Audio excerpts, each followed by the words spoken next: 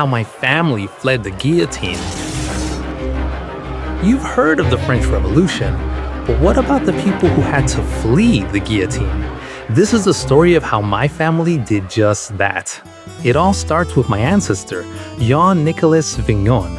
In 1778, he had it all. He lived in Metz, France, and had a very important job, King's Counselor.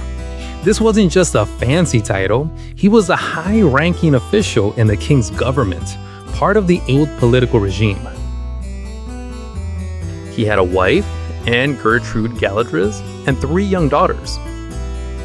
That baby, Marie, she's my 4th great-grandmother.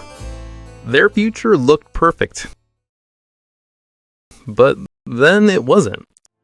That same year, Jean Nicolas suddenly died. He was only 30 years old, a family tragedy, but his job, it had just become a death sentence for his family.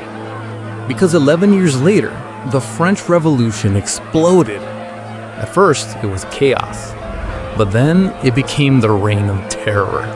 That's when the new regime started systematically hunting down anyone tied to the old king. Suddenly, that job title wasn't just a source of pride, it was a death warrant. They became refugees. They fled to Neuwied, a German town famous for its religious tolerance. It had become a well-known safe haven for people just like them, escaping the terror in France.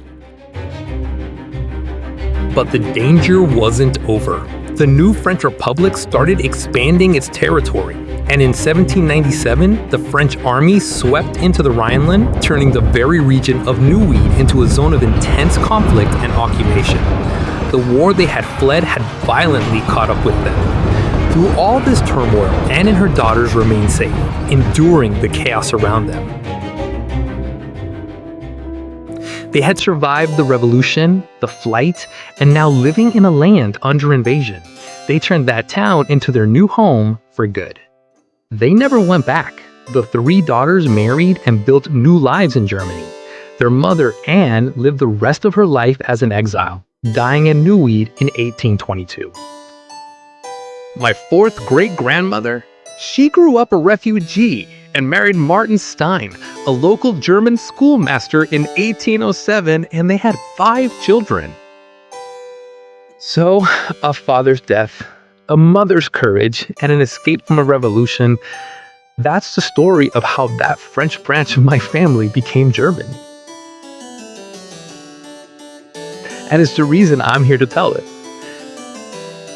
Every family has a story. Subscribe to follow, and maybe it will inspire you to find yours. Send me a message if you look for a genealogical service.